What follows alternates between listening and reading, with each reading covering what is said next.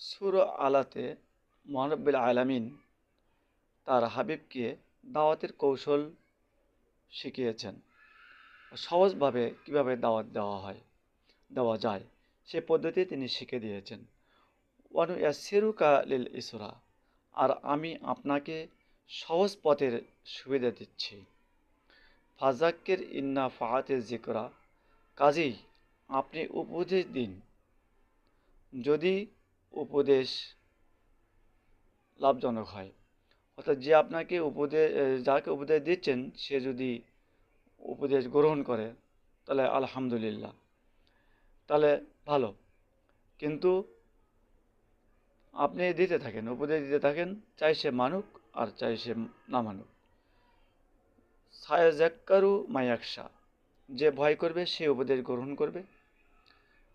ওয়াতাজান্নাবুহাল আশকা, আর